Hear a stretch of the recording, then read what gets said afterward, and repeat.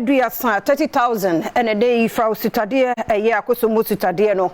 Edi one more enyana enya no nko a enwuma dodo no a ena agensemu e wo hono mu a wo mo de won samato Adom TV kase enimo amno ebebro na yebekoso na yegina akosomo ensu a yebie no ho ensam na pressure no de wo mu kire mu se emu oden wo hopa wo mu sempanifo apɛ baabi ama won atena de na nso se yankase animanimi ya no yade se emua wo se ba se emergency ne dia ene na ebeye dwene wo se yeka na fe emua bi efri baabi wo se ba na eba na legal practitioner Godwin Eduji Tamaklo ene de sansemi etudwa baby ade edu ye stress o mampeni be declare state of emergency sometimes what the wa we ni ebehu a eno kra ye eno na omo kan ye se de ehu no eno na edi hu adanse ye o nanti ha yi a hwe baby a ewe just a few meters ensuo na na ewo ho no nti no enye easy nti ebestre ebe ya ma omampeni on declare a state of emergency eno na betimi aboa ma coordination of relief efforts no ebe a bit better manfo bi a wode eniama ekodom na nanom ahemfo a wo ekromo sebe obechicha ma manfo no e de nsem sei eneto aso. So we'll be here help, you know, however you get it immediately because a emergency, there's no time for all that knowledge and wisdom. Somebody's hungry today, just give them food for them to eat to be okay. And people can deal with that. The meeting say, asem we have two young crofone, maybe 50 bags of cement at the Abasa Omufan constructive warehouse. And treated permanent mosquito net WHO approved 400 pieces. Any emu ni anwa media maomu ansana MP no honorable kujeto Blackwa ononso mi mano 200 permanent treated mosquito net and also 50 bags of cement for the resettlement construction of the houses. Ekuya afofra wonom so de niama kwaye manfo ya doye ekire mu se enuane a wode manfo a won ho akire wonom no enya de se ebeso wonom ye ko ekire kakra nkrofa issue afa omo efie a omo dwane ko to awobi from there issue na san fa omo bi omo honum they are in the third place they are okay obi ampraye obi enwuye but they are ye hu ni say omo hia mmoa omo hia aduane particularly in Sio, because we got to a community almost the bread town into your bag bako community me who says emphasis kokomlemle in Accra bag bako and a sugar big group container more on about quarter of the bag. Enuano ye ne ensuo ni nti wakwa here mu ni tissue ne mepe ne importamu no eye multimedia cam brands no so yakeka ye hu bomu a ye de ensuo betumi na yetumi de aboa wo mo ewo sa campaign na ye ni nti no ena adwumako bi ensha banse anidin e de Bekins Foundation wo mo so akwa koye nyame so ade ewo hopa so wani so ka kire Adom TV kase etwa so the Bekins Foundation. If you keep coston, you do last 3 days, I say Adom TV4, omo news or Adom FM say situation about me penalty. Omo pen conform with me ayemwa. Omo ayemwa dia ma me pefo. Timiti and kama come up and to just say bibia obetumi dia beboa Adom. But so if that's the case dia, me take a risk no. Na ya ni bibia pese de beboa bia yento na yemfamra. Ti na msa ni ti ma ya to ma bebre. Ana ma ye dia ba ye be hia Adom force wo ha. Nyakopa Adom so ma gie pepoma bibi sa yekoso. Enyama owura yi ete yesemanfo no ehia ya wode kodom wom no okire mu. Okay, enyama de by the assorted food, water, sanitaries, toiletries, a whole lot of things. But yet is an Bekins Foundation, your budget 20,000. Tinyoma de bano, insuo over 500, so kama and so ba. And toiletries ne emo angwa toilet roll. Na your foundation is so nkwala de akoma so pa antedi baby diapers ni baby wipes ni nyoma nyina aka ho ayede brom. Wonom ede nyama ni koduru honom a ohunu tebia manfo a wo mepe ewo mu no Kinsley Ataboache esanse di tuja say awerho pa ne senti watoto nsa afremanfo nyina sɛ wɔn mɛboa wɔn. Situation mebe hu ha de very awful. Na ye bɔ mpa sɛ ma bibisa entumi ensi bio. Tie bɛsrɛ Ghana ban sɛ bibia ye betumi di ayɛ ɛne ye mpanifo sɛ bibisa at least wɔn betumi ehu na ɔma bɔ nka yɛ sɛnea ye ma me papa no wɔn betumi adom ho so sɛ na bibisa ma na sɛ bibisa bi so hɔ ye betumi ayɛ nye die si bibisa ɔno kwan a sɛnea dam no bia betumi aflow akogu baabi a ye betumi astore na overflow ma ha nipa so dia I believe sɛ wɔn ya ye betumi aboa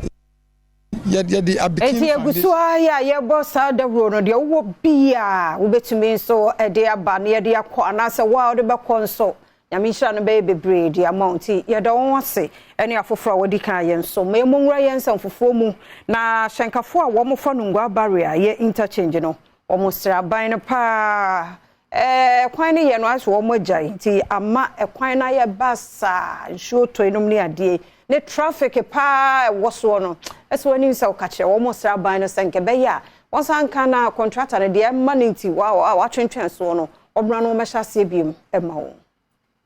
isuo to a isuo gina ha bebre ema ye shells ni bebre ye shares SSA ye cars SSA especially se cars kese SSA ha no ma ye hu bebi afa gise ye san fa ekire ha asana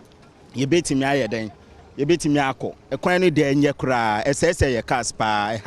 ehaye yi nti ye sra aban so onhwe no wie overhead no ma ye na ye hu ntoye esa se cars ni SSA wie ansana wa ye kwan na ye betu atia no nti yesre no pa oh ya driver for monday ye branka sanga me dada because time na kwan ye straight to am resi na kwan na base every week bia ye shop every week bia ye sesaniama every week bia na special spare parts so ne buy de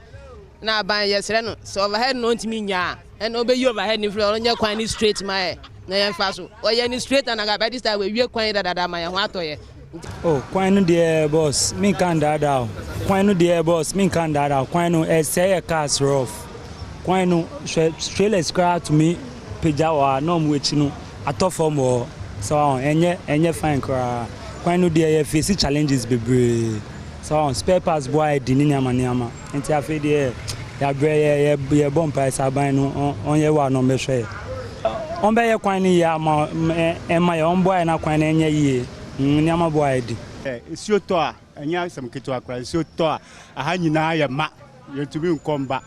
so na traffic na chiwa ha na tokotokura obeku fie na ho nam nyina ya de eya wo ya passengers so musi so amunya ba bia de enfante ebu aba so pale chiwa de no wa ya de wa start it dan to mewie ma ye na yeso ye hu toye wei ene omanfo adesrede a wode to aban ene ne mpanifo anim se womra no maye womwa kwabnansia Adom kase Bento akase no aso na owo Adom manu ana Adom manu na na esrifia sare se amanyofo sre wo mani die mu a nka ebeye a ya monwe man no ho kane ansa na de mu obia nso mode aka ho ekobasa ebetumi aboa kasantwi ne ya tenie nom ne ade ye pempen akwa abato mu ye boa ye ho ye to aba wie mu nyina no amanyofo hwe se won kasa bibie mu eho beba enyamo fomena abato mpesua so wono mo ayobi a wokopre wo mrahye bedwani wo pa no ho ntoma wa dance north mensin mu enana nanya ho kwan a wode nsemi etudwa survived for 12 years abroad with very little money. Nkrumah had learned to do without money. Though he appreciated the capacity of money to provide security for his loved ones. Nkrumah arrived in the United States during the economic depression of the 1930s. He recalled those years in his autobiography. Nkrumah endured homelessness in the United States. He shined shoes, washed pots in restaurants, and even sold fish at street corners in Harlem. The legacy of those years was Nkrumah's ability to get by on very little. His private secretary, Erica Powell, worried about Nkrumah's lack of concern about his finances. Professor Joseph Nyakobwampon, Vice Chancellor ewo UCC Suapon ni mu. Ochire mu se, esan se wo pese wo share osaje for Dr. Kwame Nkrumah ni munyamu nti e na afibia wonom sa memorial lectures. the University of Cape Coast wish to re-echo the dreams of the founding father. Osajifo Dr. Kwame Nkrumah's vision of Pan-Africanism seeks to define a common ground for all Africans, wherever they may be. The lecture series is therefore our way of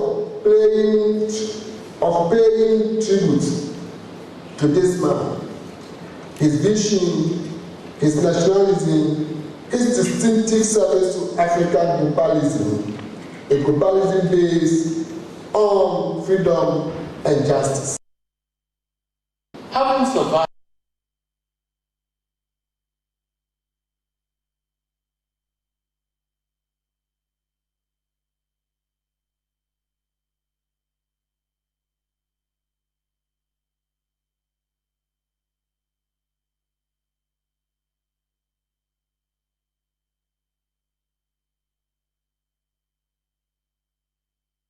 Etiaba pa chaw se enye no anemom de pani bi di etu dwachire mu se kane ye mampani dada wonya ne ba bi ekronkroma yenhwe ni shune ne ban no bi na yenhwe betumi aboa ye ne ekotie no yedemokọ ye fomina bato mpesua no esomrahye bedwani a wayi no ho foforo so wonko prema won ye ndc dimu ye Charles Kofi Obe na wodi atodwa se nyame ya Adom 2024 de nyame ya Adom obedi nkunim ama DC amanyukuo no na chese nsakra tumi aba wo ho party no akọ wo mo election no de san semi etudwa independent people will jump back on any party or join the party they are with me really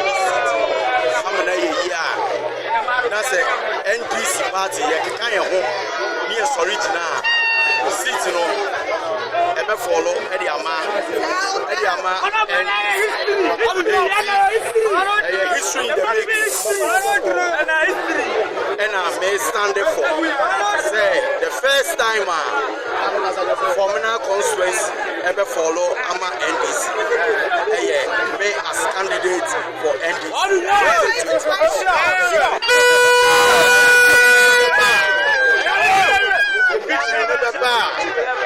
hard work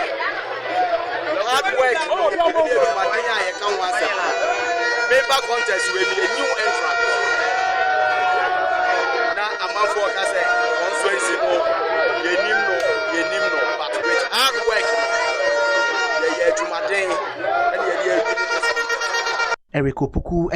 Jimtineni a wada NDC amanyokuo no ne fa ewo fomena abaton pesua no so ano na ne kasa yemu en wo kire nhyehyeye a wonum ade egu akwan mu se de be ya fimpinu ene adunu nan wonum betimi ade nkunim akomra hye bedwam. I ready say seat in the 2024 for NDC.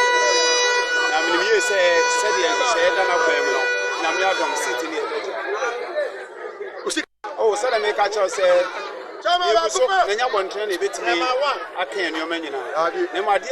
Ohini ya wo wutu ya mwankwanta wo wutu Senya West nine champion kuma wabo Central East Regional Police Command na baso pa se ne Langat ho niema pa no wo mo community ni mo no aba form na ne Adom kase edi nkomo yi kakra ni na anto bi start ye wa ha but ye tutu ho na mo say Langard sem sorry be 3 weeks ni ekọ wa month ni e de masem koto regional east commander on so ne boys omutu anamon e wo ho e ma say sansa na montu no mutu ye nti no Langard sem de say abafom ha Langard sem abafom nti ne mesre obia wa asase wa ha say omra no me develop na kuro no enkodanim Langard sem de ya mwankwanta de ni Langard wa nti obi a wato asase awo a champon kuma family ni nsem de be wadwuma na so koto ba bi obi dada kra do be no so yo hene na obeton asase ma wo de a ende wa na wo pe wo ja dodo de adi nso be frem ama be beside that no de de isa sundu aba